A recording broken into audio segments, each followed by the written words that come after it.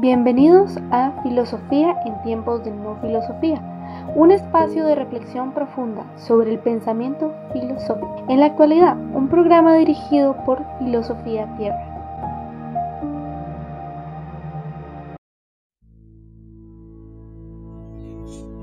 ¿Por qué se amotinan las gentes y los pueblos piensan vanidad? Estarán los reyes de la tierra y príncipes, consultarán unidos contra Jehová y contra su ungido, diciendo: rompamos sus columnas y echemos de nosotros sus cuerdas. El que mora en los cielos se reirá, el Señor se burlará de ellos. Entonces hablará a ellos en su furor y turbándolos con su ira. Yo empero he puesto mi rey sobre Sión, monte de mi santidad. Yo publicaré el decreto. Jehová me ha dicho: mi hijo eres tú, yo te engendré hoy. Pídeme y te daré con heredad las gentes y por posesión tuya los términos de la tierra. Bienvenidos al episodio 377. 377 exactamente, y estamos en el día 8 de Immanuel Kant.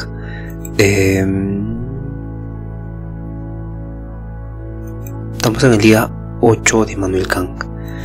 Entonces, hoy nos toca hablar sobre la deducción trascendental de los conceptos puros intelectuales, pero la segunda sección, que corresponde al capítulo 15 o de la proposición 15, por decirlo así, a la proposición 27, si bien no me equivoco, y claro que no me equivoco, a la 27. Entonces la 15 nos habla de la posibilidad de una síntesis en general.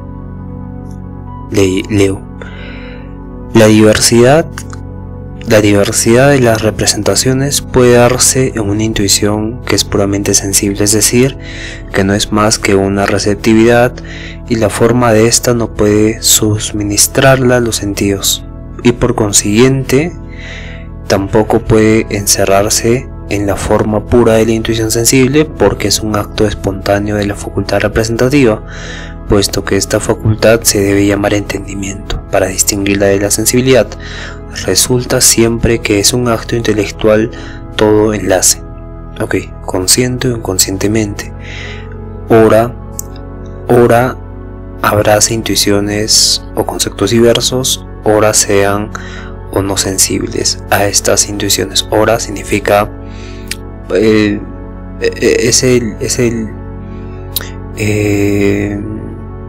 es el correlativo de o, ¿no? O sean o no sensibles, porque como ven hace un doble juego de o.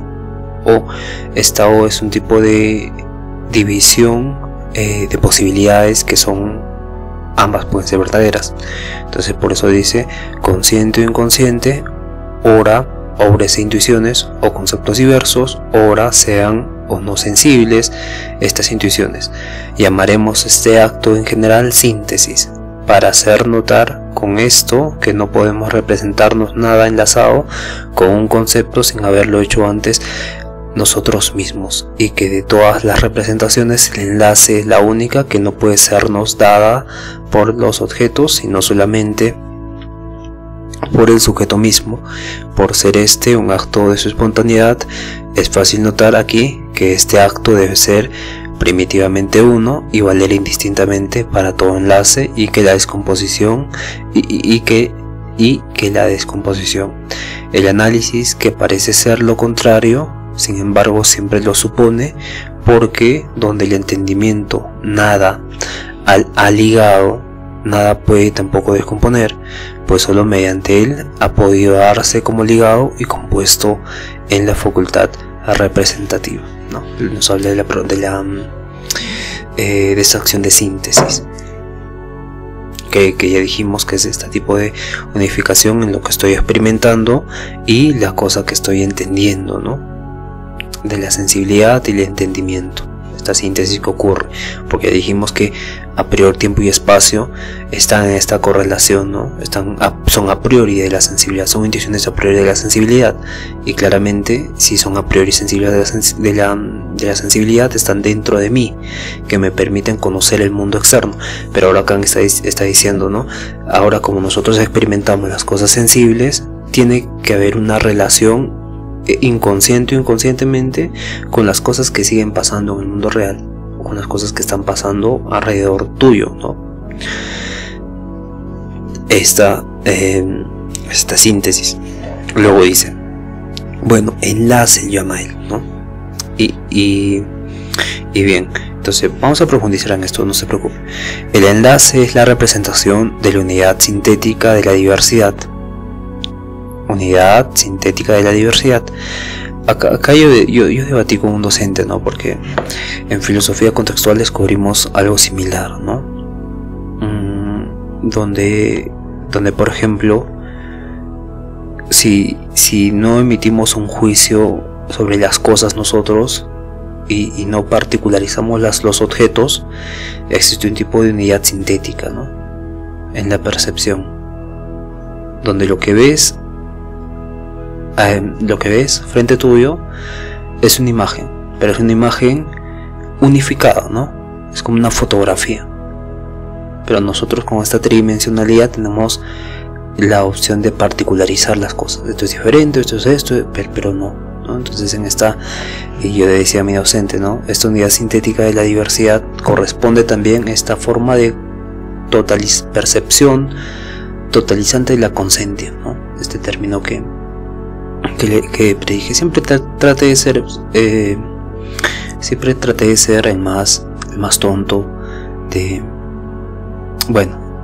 seré el más tonto, ¿no?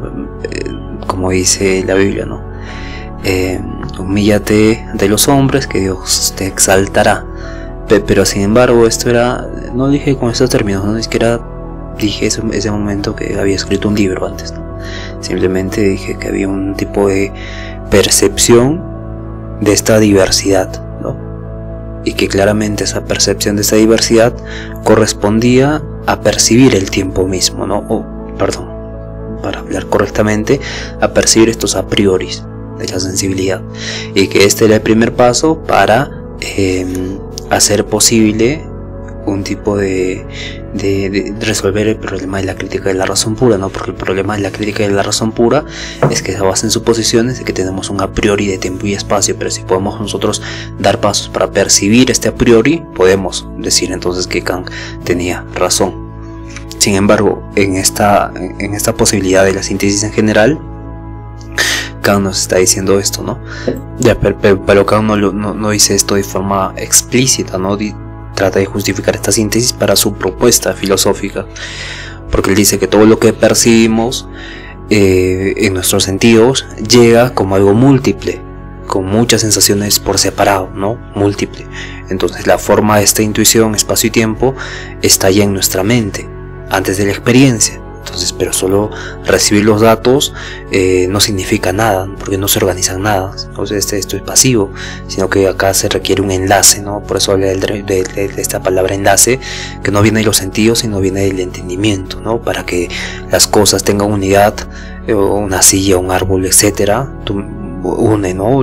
Por ejemplo, el libro con las hojas, evidentemente el libro con los conceptos, el libro, en fin, este tipo de unidad que existe en cada cosa, y tu mente une activamente las partes de lo que percibe. Entonces esa unión es lo que Kant llama síntesis, y esta es una acción que hace el entendimiento, es una actividad humana inconsciente o consciente, y no de los sentidos. Eso está diciendo Kant. Entonces esta síntesis, en esa síntesis no puedes pensar nada como un objeto sin que tu mente la haya unido antes, ¿no?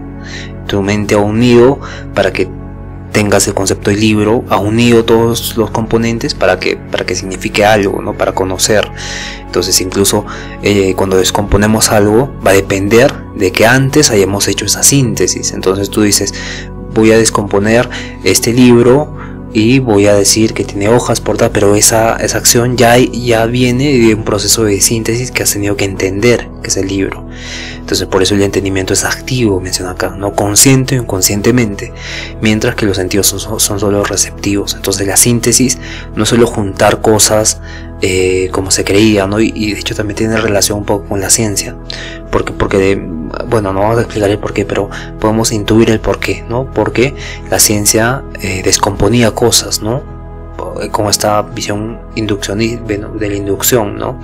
Que provenía antes, ¿no?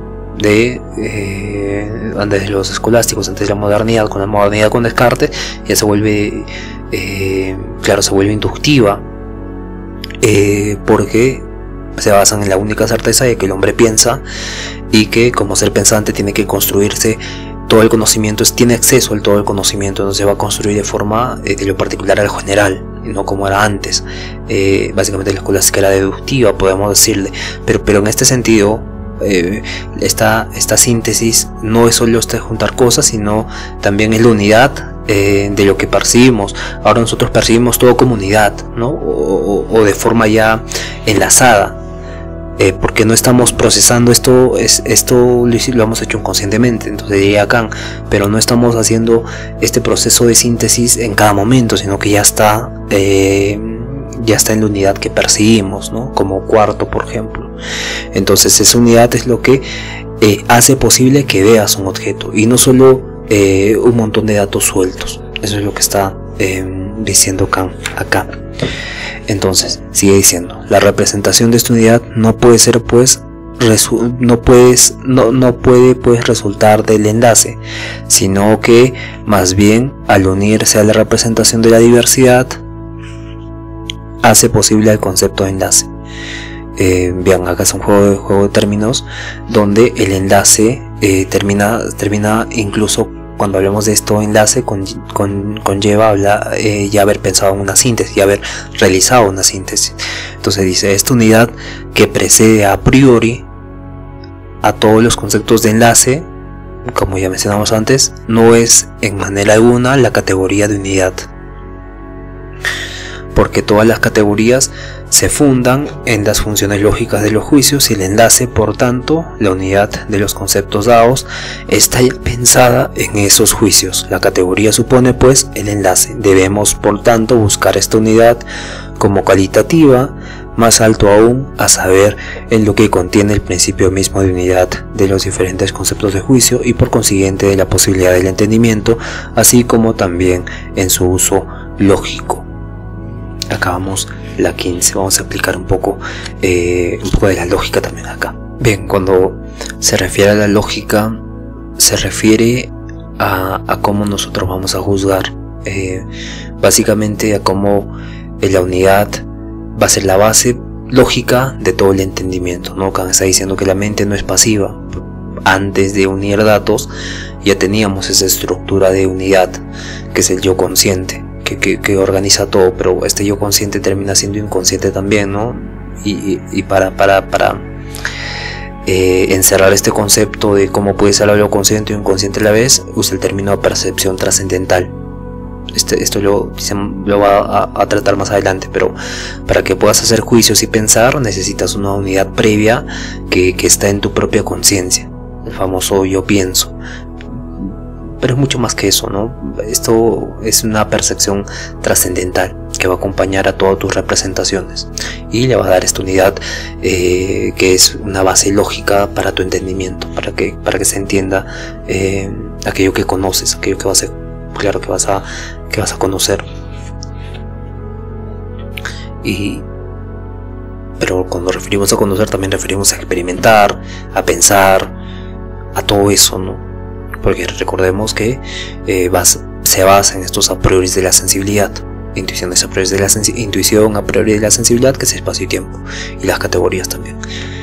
Ahora pasemos a la originaria unidad sintética de apercepción. Ves, acá ya empieza a decir: el yo pienso debe acompañar todas mis representaciones, pues si fuera de otro modo habría en mí algo representado que no podía pensarse. lo que equivaldría a decir que la representación es imposible a que por lo menos es para mí igual a nada. La representación que puede darse antes de todo pensamiento se llama intuición, y toda diversidad de la intuición tiene pues relación necesaria con el yo pienso en el mismo sujeto en que se encuentra esta diversidad, pero esta representación es un acto de espontaneidad, es decir, que no puede considerársela como perteneciente a la sensibilidad, ¿no? Como ya dijimos antes, ¿no? Esta parte de la espontaneidad es completamente interesante, es la comprensión súbita del insight de la filosofía de la Gestalt, o cuando los chimpancés descubrían, los chimpancés tienen esa comprensión súbita de cómo funciona un palo para sacar bananas, ¿no? Entonces usan este palo y llega esta comprensión súbita, pero esto pasa lo mismo con la sensibilidad, ¿no? Que esta se imprime de estos a priori, se imprime de toda esta espontaneidad para la construcción de lo que se quiere conocer, de lo que se va a conocer a nivel sensible, pero a nivel inteligible también. Y básicamente es muy interesante este concepto de espontaneidad, es la base. Bien, vamos a profundizar de todas formas, pero ahora llega el punto central, uno de los puntos centrales. La llamo a percepción pura. Ya hablamos de la percepción, ¿no? Pero voy a continuar. Más tarde voy a hablar de la percepción trascendental, pero vamos a llegar paso a paso para que no se confunda. La llamo, en sí, respire y vamos a seguir. La llamo a percepción pura para diferenciarla de la empírica. Hay una percepción empírica, una percepción pura. Podemos decir que la va a llamar también a percepción primitiva, esta percepción experimental empírica, por ser la conciencia de sí mismo. O sea, nosotros tenemos esta percepción empírica cuando tenemos conciencia de nosotros mismos, que estamos sentados, o que estamos escuchando, o que estamos viajando, o que estamos en la cama, o que estamos sentados y demás. Que produciendo la representación, yo pienso, debe acompañar todas las demás representaciones. El yo pienso termina siendo lo primero, o sea, esto no lo hice acá, ¿no? El yo pienso termina siendo lo primero, o sea, la conciencia de sí mismo termina siendo lo primero y después las representaciones, ¿no? Pero, como dijimos antes, la espontaneidad hace que todo tenga orden, ¿no? En la forma que percibimos. Luego dice, y que toda conciencia es siempre una y misma. Toda conciencia es siempre una y misma. Esto hay que analizar. Bueno, me gusta analizar mucho, pero hay que no ser tan pesados, ¿no? Porque ya vamos a analizar de dos formas. ¿Qué significa que toda conciencia es siempre una y la misma? Quiere decir que la conciencia de Pedro es una y es la misma que la conciencia de Juan. Que la conciencia mía es mía y también tu conciencia tuya. Entonces nos habla de algo completamente interesante, de algo incluso revolucionario, ¿no? Pero claro, esta conciencia tiene que diferenciarse de yo cómo me pienso y la otra persona cómo se piensa y cómo se narra su historia, ¿no? Por ejemplo, podemos decir, o a una persona podemos darle esta condición de haber perdido la memoria y decirle que es un gran famoso futbolista y solo tiene que acostumbrarse, ¿no? Entonces esta persona cree esta historia, se narra esta historia y termina jugando fútbol y termina yendo a primera división, o en cualquier cosa, no tiene que ser tan quisquillosos. Entonces, si esa persona resulta contarse esta narrativa y termina siendo algo que nunca había sido, termina conllevando a la aplicación de esta teoría de Kant, ¿no? Termina diciéndonos que sí hay la posibilidad de que tengamos solo una conciencia y que evidentemente sea la misma. Y claro, esto es algo completamente revolucionario, no solo para la psicología, para la neurociencia, para la filosofía de la mente, sino incluso para el conocimiento de nosotros mismos, ¿no? Bien, vamos a seguir entonces. No hay otra más amplia que a su vez pueda acompañar a esta. No hay otra conciencia más amplia que pueda a su vez acompañar a esta conciencia. Llamo también a esta unidad, llamo también a la unidad de esta representación, unidad trascendental de la conciencia, unidad, claro, uno, ¿no? La conciencia como manifestándose como sí misma en la diversidad, unidad trascendental de la conciencia, para indicar la posibilidad del conocimiento a priori, que de ahí resulta, ok, mira, esto lo hice para que nosotros tengamos la capacidad de ver que es posible que el conocimiento sea a priori, ¿no? Después dice, porque las diversas representaciones dadas en cierta intuición no serían todas juntas mi representación, ¿no? Porque básicamente hay muchas manifestaciones de esta representación, de las cosas que experimentamos. Entonces, si todas también no pertenecen a una misma conciencia, es decir, que no como representaciones mías, aunque tenga conciencia de ellas como mías, deben plegarse necesariamente con la condición mediante la cual solo pueden coexistir en una conciencia general, pues de otro modo no podría pertenecerme. De este primitivo enlace resultan muchas consecuencias. Claramente, ¿no? Si pensamos que este a priori es en una sola conciencia, nosotros compartimos esta conciencia, tendría sentido, ¿no? Pero más tarde traería problemas de la diversidad de lenguas, las diversas perspectivas, los diversos pensamientos, las diversas creencias, las diversas certezas que tenemos uno, los diversos sentimientos y demás. Pero no va a explicar el por qué acá. No hay que apresurarnos a descartar, ¿no? No hay que apresurarnos a descartar. Porque sería un todo interconectado más que una unidad trascendental de conciencia o unidad trascendental de la conciencia. Bien, entonces vamos a ¿qué justificaría la apercepción empírica, ¿no? Que claro, tendría validez en la apercepción empírica. Luego dice, esta identidad permanente, esta identidad permanente de la percepción de una diversidad dada en la intuición contiene una síntesis de representaciones y solo es posible mediante la conciencia de esa síntesis. La conciencia empírica que acompaña diferentes representaciones está por sí misma diseminada y no tiene relación con la identidad del sujeto. Esta relación no se verifica solo porque cada representación vaya acompañada de conciencia, sino que para ello es preciso que yo una a la otra y que tenga conciencia de síntesis. Por consiguiente, solamente pudiendo yo reunir en una conciencia única una diversidad de representaciones dadas, es posible que logre representarme la identidad de la conciencia en estas representaciones. Es decir, la unidad analítica de la percepción no es posible si se supone alguna unidad sintética.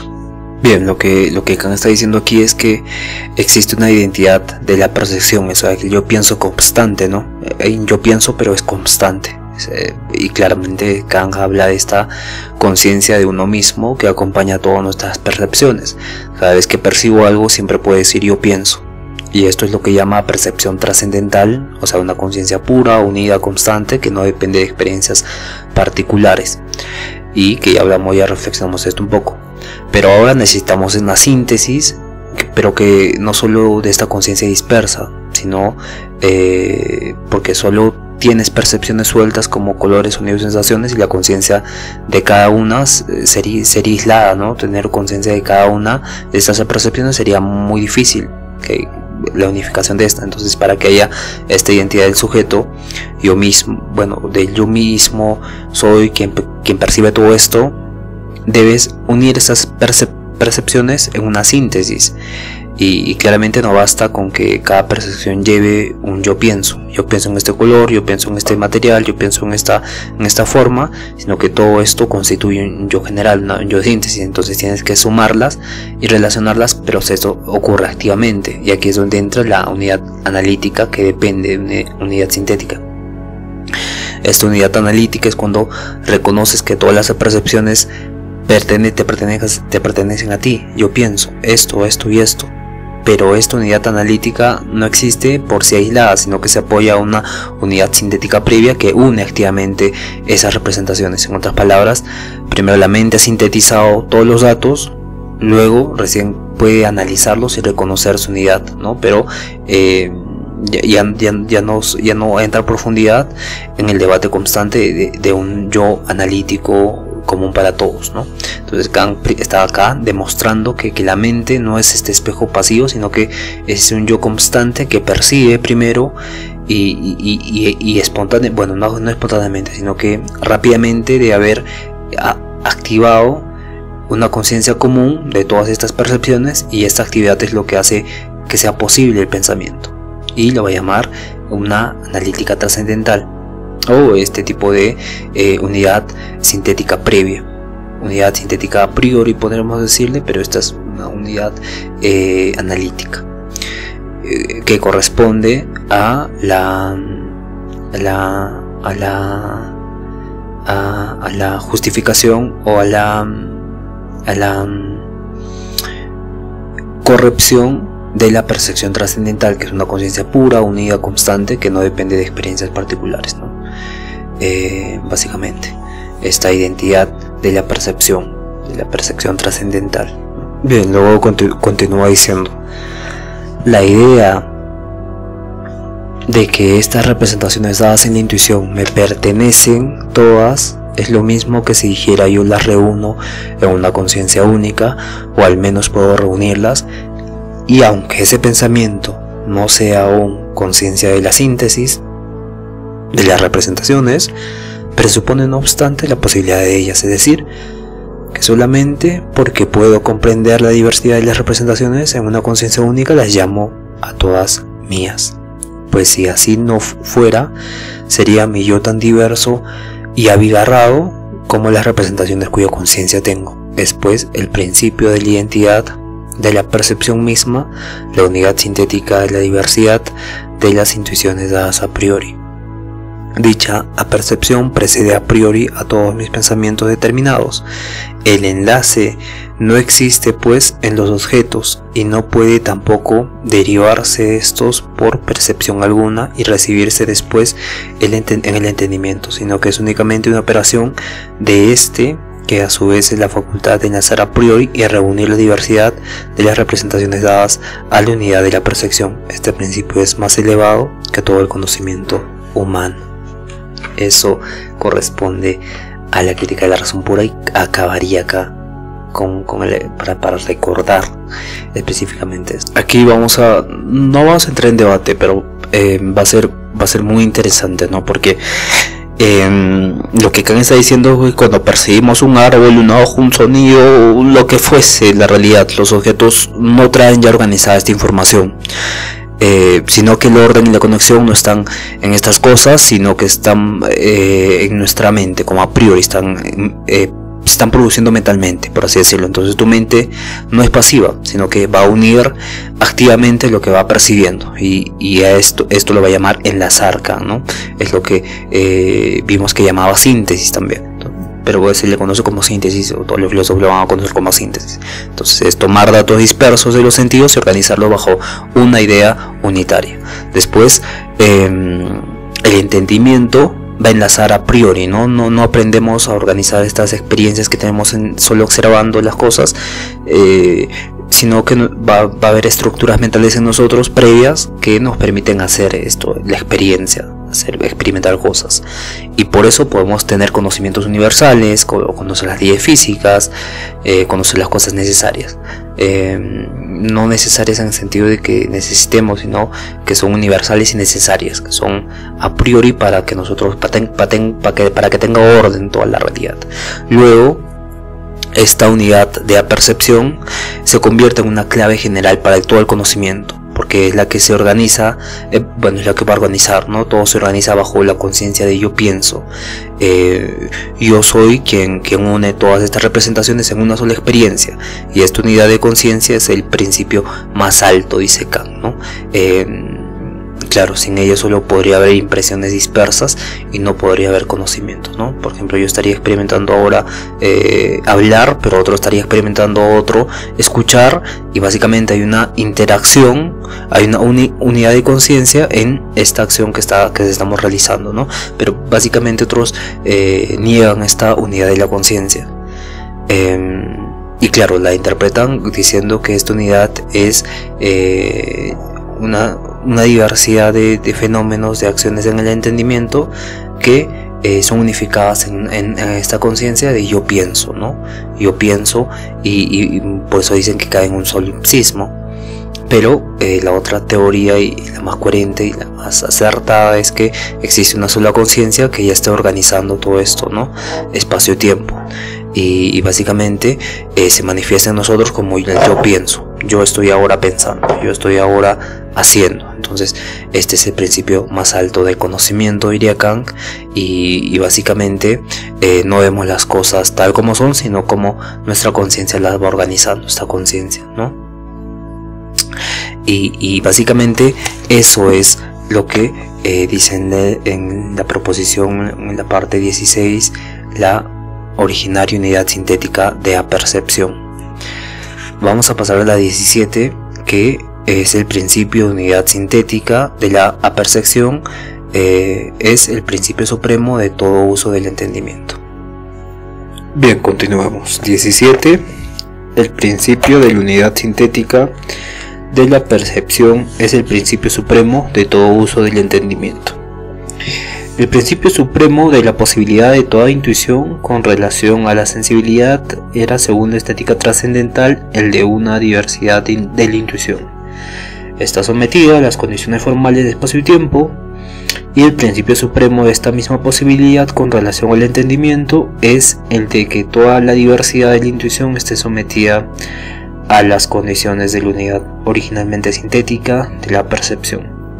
Obedeciendo al primero de estos principios están todas las diversas representaciones de las intuiciones, en tanto que se nos dan; al segundo, en tanto que sea posible reunirlas en una sola conciencia. Sin esto, nada puede pensarse ni conocerse, porque las representaciones dadas, si no tienen por común a todas el acto de la percepción, o sea, el yo pienso, no podrían reunirse en una misma conciencia. El entendimiento, para hablar generalmente, es la facultad de conocimientos. Estos conocimientos consisten en la determinación o determinada relación de representaciones dadas con un objeto, pero objeto es aquello en cuyo concepto se reúne la diversidad de una intuición dada. Además, toda reunión de representaciones exige unidad de conciencia en la síntesis de las mismas. La unidad de la conciencia es, pues, lo único que forma la relación de las representaciones con un objeto, y por tanto su valor objetivo. Esta es la que forma conocimientos de esas representaciones y en ella descansa, y por tanto es la posibilidad misma del entendimiento. Es, pues, el principio de la unidad sintética originaria de la percepción, el primer conocimiento puro del entendimiento, en el cual se funda toda la aplicación ulterior de este, siendo a la par independiente de todas las condiciones de la intuición sensible. Así, la simple forma de las intuiciones exteriores, el espacio, o sea, no llega a ser un conocimiento, solo da la diversidad de la intuición a priori para un conocimiento posible, pero para conocer cualquier cosa en el espacio, por ejemplo una línea, es preciso que yo la trace y por tanto que efectúe sintéticamente un enlace determinado de la diversidad dada, de tal suerte que la unidad de esta acción sea al mismo tiempo la unidad de la conciencia en el concepto de una línea, y que por esto conozco un objeto, un espacio determinado. La unidad sintética de la conciencia es, pues, una condición objetiva de todo conocimiento, de la cual necesito no solamente para el conocimiento de un objeto, sino bajo ella debe estar toda intuición para que pueda ser esta para mí un objeto, porque de otro modo, sin esta síntesis, lo diverso no se reuniría en la conciencia misma. Esta última proposición es, como os he dicho, analítica, aunque haya en verdad de la unidad sintética la condición de todo pensamiento. En efecto, expresa que todas mis representaciones, dada una intuición cualquiera, deben en su sujetarse a la condición por la cual solamente puedo atribuirlas a un yo idéntico, de aquí unirlas sintéticamente en una sola percepción y comprenderlas en la expresión general yo pienso. Pero este principio no lo es, sin embargo, todo entendimiento posible en general, sino exclusivamente para aquel por cuya aperción pura no se ha dado aún nada diverso a la representación yo soy. Un entendimiento cuya conciencia le diera al mismo tiempo la diversidad de intuición cuya representación hiciera existir los objetos de estas representaciones. No existiría un acto particular de la síntesis de la diversidad para obtener la unidad de la conciencia, como el que exige el entendimiento humano, el cual piensa y simplemente, pero carece de poder intuitivo. Mas para el entendimiento humano es indispensable el primer principio, de tal suerte que no puede formarse la menor idea de otro entendimiento posible, ya sea intuitivo por sí mismo o ya de un entendimiento que se funde en la intuición sensible, pero que es sin embargo de otra especie que el que tiene su principio en el tiempo y el espacio. ¿Qué quiere decir Kant con esto? Bien, vemos dos principios fundamentales en Kant, ¿no? El de la sensibilidad y el del entendimiento. La sensibilidad es todo lo que percibimos, está organizado bajo espacio y tiempo, que son dos formas a priori de la sensibilidad, y el entendimiento, todo eso que percibimos debe unirse bajo un yo pienso, ¿no? Una unidad sintética de la percepción. Y en este sentido la mente se vuelve activa, ¿no? No basta con recibir cosas sueltas, sino que se tiene que unir, organizar para que sea objeto de conocimiento para uno mismo, para ti, no para toda la persona, para cualquier persona. Entonces, sin esta síntesis sería un caos de sentidos, de impulsos sin sentido, ¿no? Y después la conciencia se convierte en el centro, donde cada vez que piensas hay un tipo de yo pienso esto, yo veo esto, pero esto evidentemente se convierte en algo inconsciente, ¿no? Estás uniendo todo en una sola conciencia. Y esto hace posible el conocimiento, donde las cosas valen como objetos porque están bajo esta unidad sintética de esta percepción. Luego, si tuviéramos una mente dividida que crea los objetos al pensarlos, no necesitaríamos esta síntesis, ¿no? Pero no hay, porque nuestro entendimiento es limitado. Entonces los humanos solo pensamos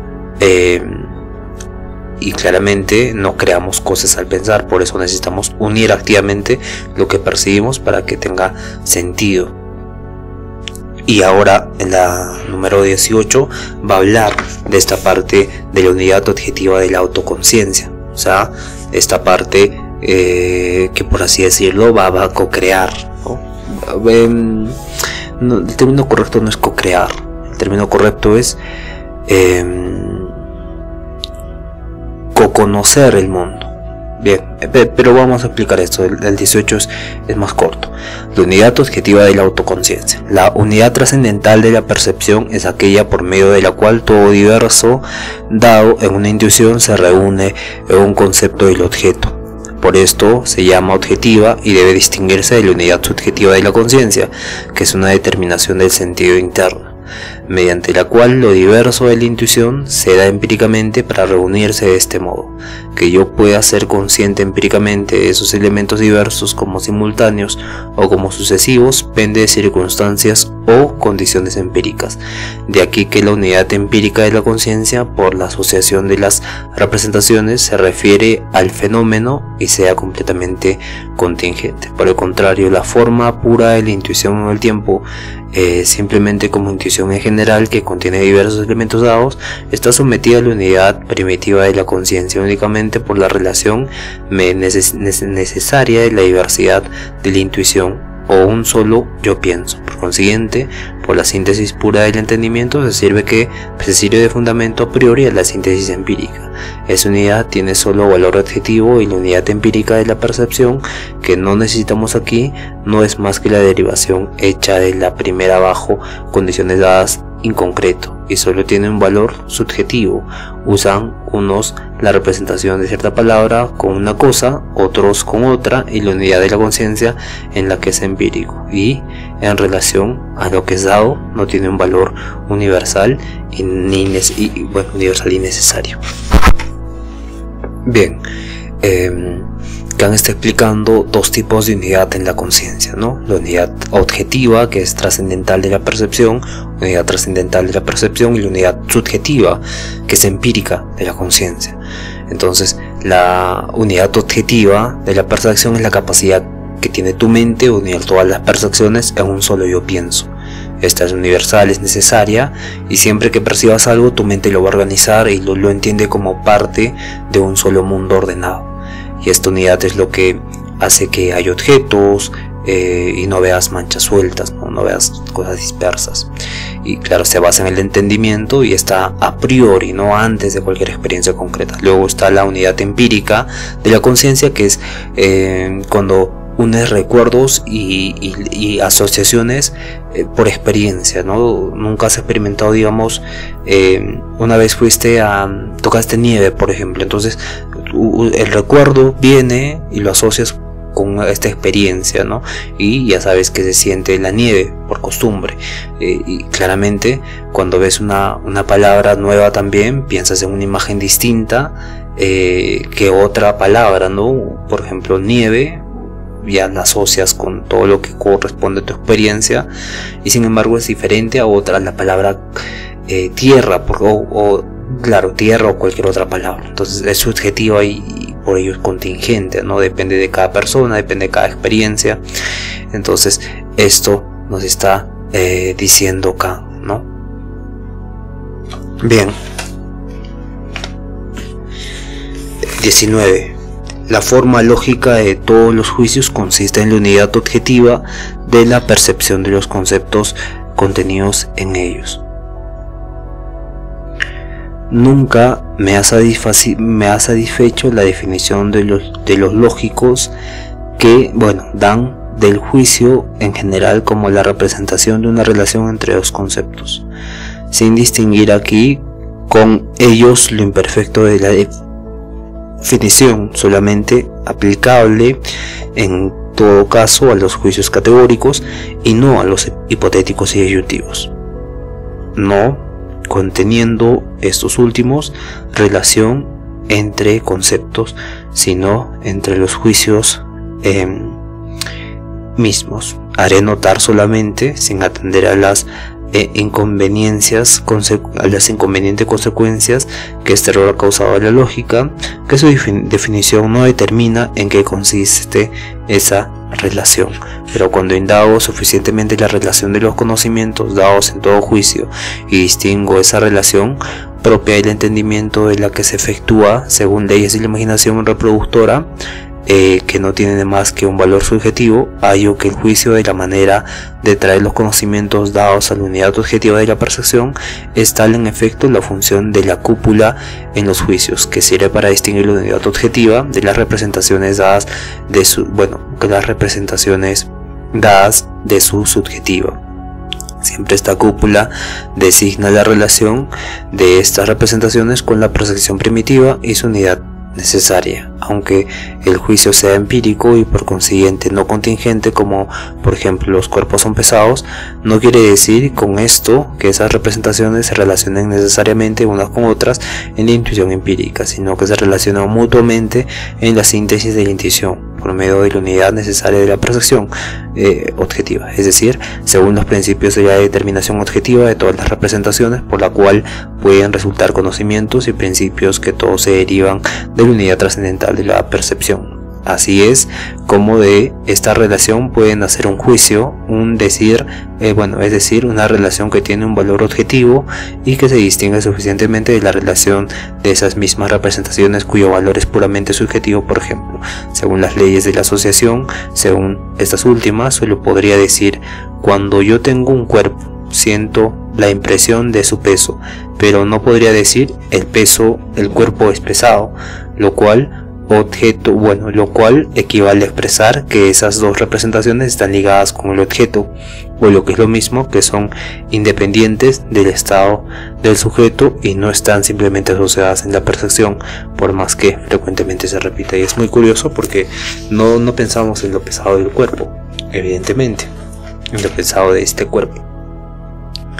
Bien, pero un juicio, por ejemplo, la forma en que tu mente va a organizar un conocimiento para unirlo a una sola conciencia objetiva, o sea, el yo pienso, es interesante acá porque el verbo ser o es muestra esta unidad objetiva. Cuando decimos el cuerpo es pesado, no es solo porque siempre lo sentimos pesado, sino porque reconocemos una relación objetiva entre el objeto y la propiedad, independiente de cómo yo me sienta.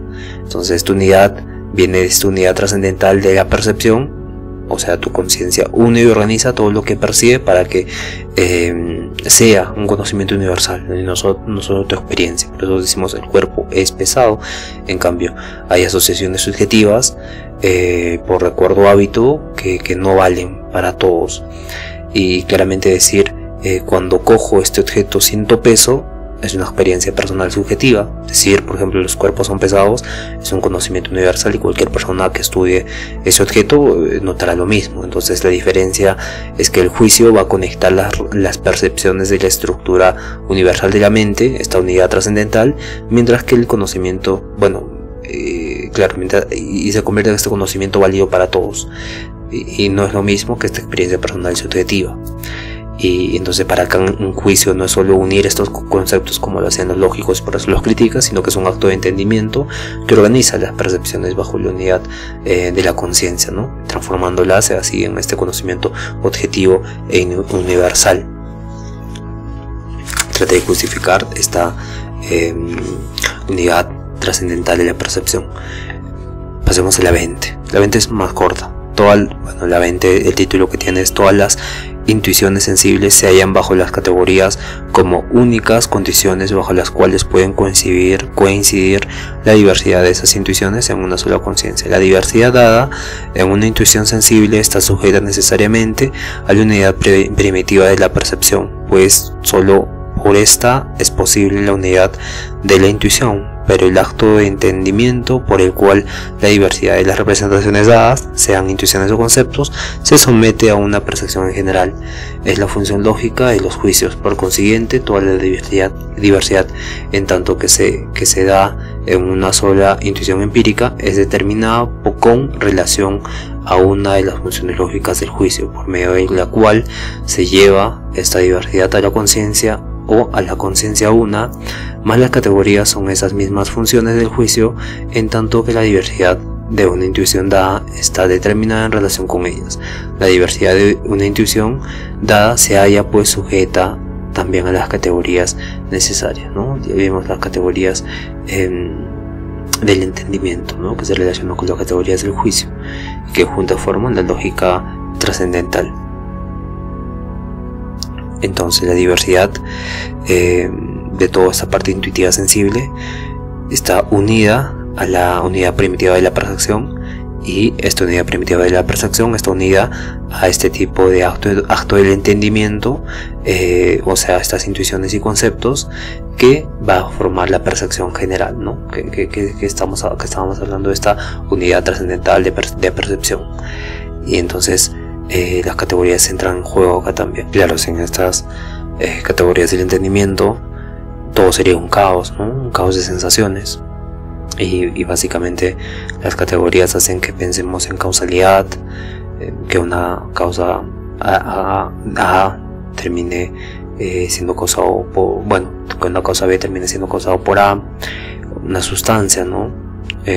Una cantidad, una cualidad, o sea, las 4 categorías que vimos anteriormente.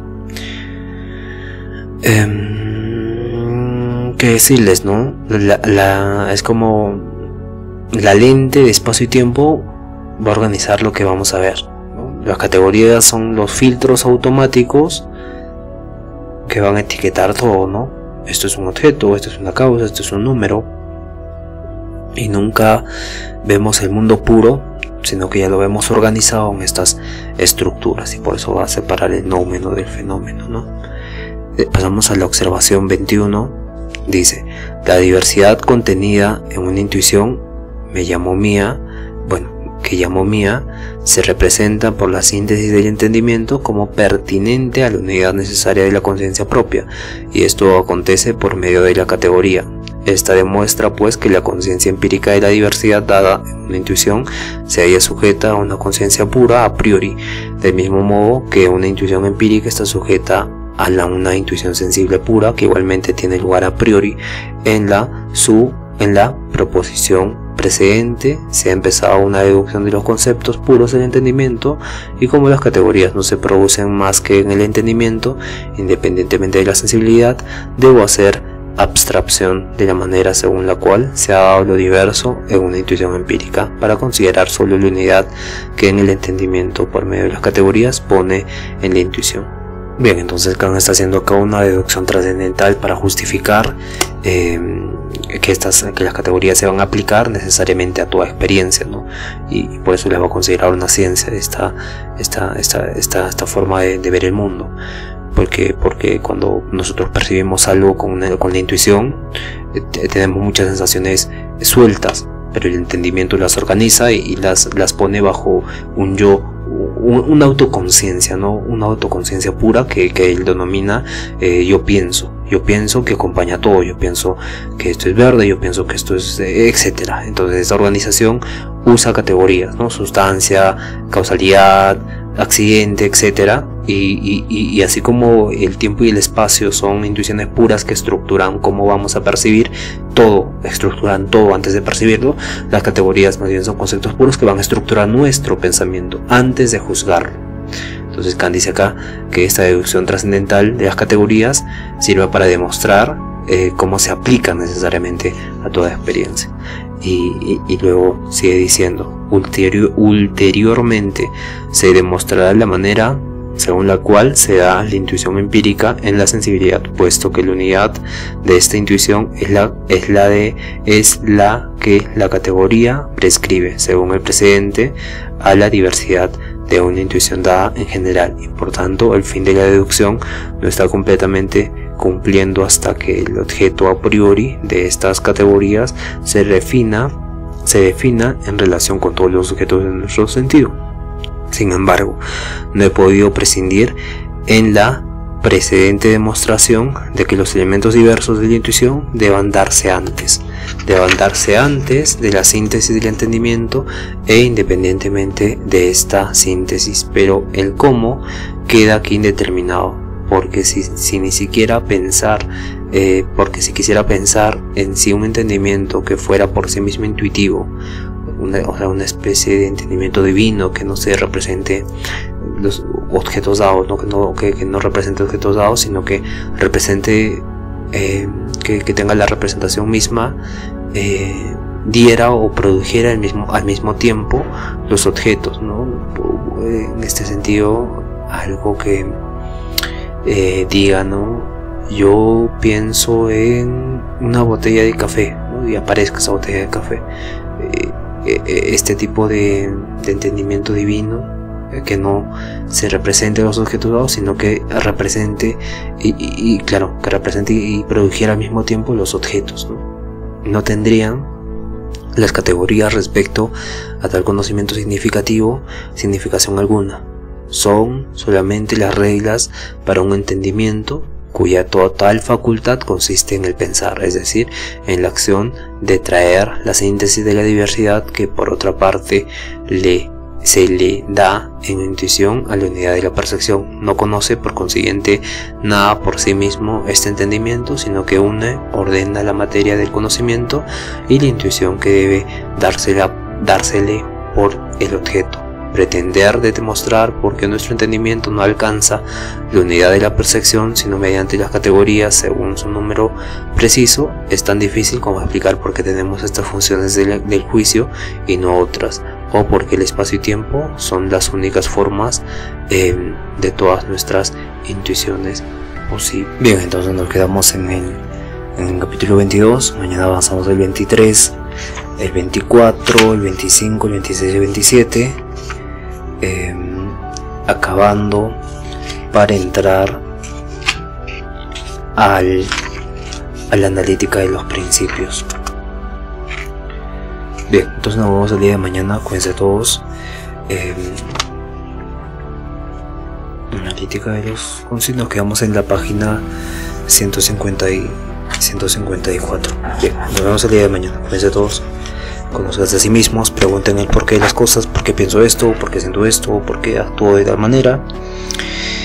Bendiciones a todos y por favor sean felices, por favor, preguntando y conociendo qué cosas les hacen infelices. Bien, nos vemos el día de mañana. Cuídense a todos.